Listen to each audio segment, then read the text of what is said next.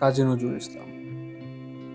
তার ব্যাপারে আমরা যে দিকটি নিয়ে একদমই কথা বলি না, বিদ্রোহী কবি, সুফি কবি, ইসলামী কবি, অনেক কথাই তো বলি, কিন্তু তার একটা দিক নিয়ে একদমই যেটা কথা বলা হয় না, সেটা নিয়ে আজকে কথা বলছি। সেটি হচ্ছে বাক শক্তি হারানো। নজরুল যখন বাক শক্তি হারান, তার অনেক কিছু দেয়ার ছিল। হঠাৎ করে এত উদ্যমী একটি লোক হঠাৎ করে কথা বলতে পারছেন না। হঠাৎ করে তার নিজের গান, নিজের সুর করা গান তিনি আর সুর করতে পারছেন না, তিনি আর গাইতেই পারছেন না। তখন তার অনুভূতি কিরকম ছিল আমরা জানি না। কিন্তু অন্তত এটি নিয়ে কথা তো বলা উচিত। আমার তখন জানতে ইচ্ছে করে যে দীর্ঘ ৩৪ বছর এই অসহনীয়, অসহ্য একটি যন্ত্রণা, এই কষ্ট তিনি কিভাবে অতিবাহিত করেছিলেন। হ্যাঁ, তখন কি তার জীবনের অর্থ আগের মতোই ছিল? কবিপুত্র বুলবুলের যখন মৃত্যু হয়, তখন তার শিয়রের পাশে দাঁড়িয়ে কাজী নজরুল ইসলাম পারস্যের বিখ্যাত কবি হাফিজের একটি কবিতা অনুবাদ করেছেন। কি লাভ যখন দুষ্ট ভাগ্য হাসলো না কো মুখ ফিরিয়ে, পেল না দিল সুখের সোয়াদ, দিল কাটালো ব্যথা নিয়ে। যে ছিল মোর চোখের জ্যোতি পুতলা আখির গেছে নয়ন মনি গেল যদি, কি হবে এই নয়ন মনি? এটি বলা হয়ে থাকে যে বুলবুলের লাশ, অর্থাৎ কবির পুত্রের লাশ তিনি বাড়িতে রেখে অর্থাভাবে ভুগছিলেন, এবং সেজন্য তিনি প্রকাশকের কাছে গেলেন এবং গিয়ে অর্থ চাইলেন। তো সেই প্রকাশক শর্ত দিল যে এই মুহূর্তে কবিতা লিখে দিতে হবে। তখন কবি মনের নীরব কান্না এবং যাতনা ও বেদনা নিয়ে কবিতা লিখে দিলেন। ঘুমিয়ে গেছে শান্ত হয়ে আমার গাছের বুলবুলি, করুণ চোখে চেয়ে আছে সাঝের ঝরা বুলবুলি। তার সেই পুত্র শোক, তার সেই বাকহীনতার শোক, সেই বেদনা, সেই দুঃখ, সেই কষ্ট নিয়ে আমরা কথা বলি। কবি জীবনে যা চেয়েছিলেন তার পুরোটাই পেয়েছিলেন, এবং তিনি যা চেয়েছিলেন তা স্পষ্ট। তিনি তার শেষ ভাষণে বলেছিলেন, আমি কবি হতে আসিনি, আমি নেতা হতে আসিনি, আমি প্রেম দিতে এসেছিলাম, প্রেম পেতে এসেছিলাম। তিনি যে জন্য এসেছিলেন তিনি সেক্ষেত্রে সফল হয়েছেন, এবং তিনি স্পষ্ট ছিলেন যে তিনি আসলে কি চেয়েছিলেন, এবং তিনি কবি হতে চাননি, কিংবা কবি হতে আসেননি, কবি হয়ে গেলেন। তিনি নেতা হতে আসেননি, কিন্তু নেতাও হয়ে গেলেন। তিনি প্রেম দিতে এসেছিলেন, প্রেমও পেয়ে গেলেন।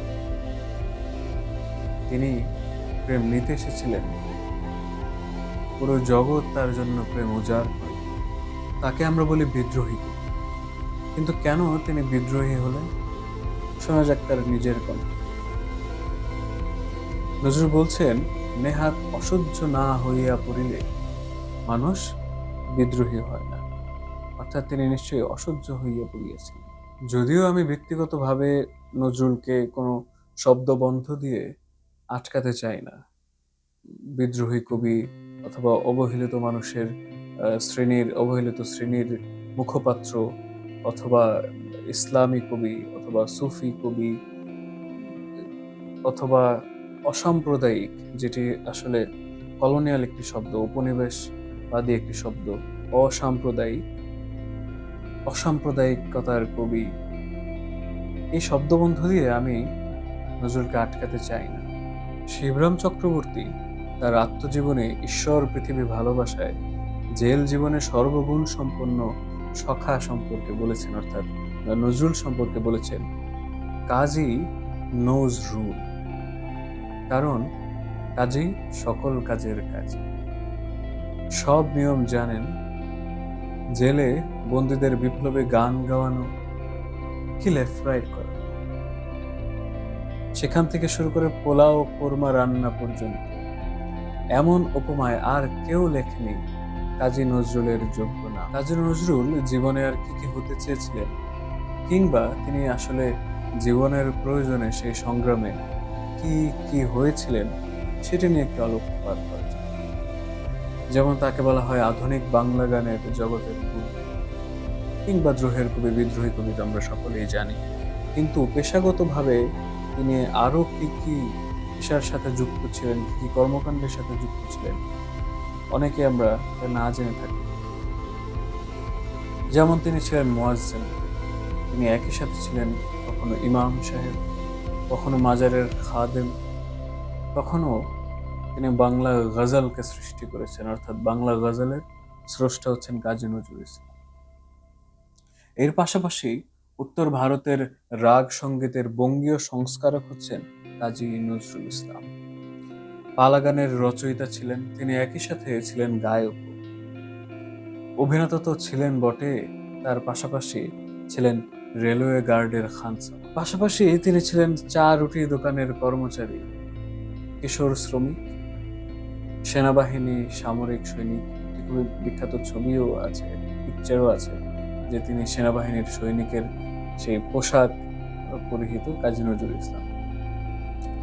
সৈনিক থেকে ব্যাটালিয়নের কোয়ার্টার মাস্টার, হাবিলদার, আবার যোদ্ধা, কখনো বাদ্যযন্ত্রী, অবশ্যই কবি, কখনো গল্পকার, কখনো ছড়াকার, কখনো নাট্যকার, কখনো নাট্য পরিচালক, কখনো সাংবাদিক, কখনো রাজনীতিবিদ, কখনো প্রাবন্ধিক, কখনো গীতিকার, কখনো সুরকার, কখনো বেতার শিল্পী, কখনো সঙ্গীত প্রশিক্ষক, এবং একই সাথে আল কোরআনের কাব্যানুবাদক।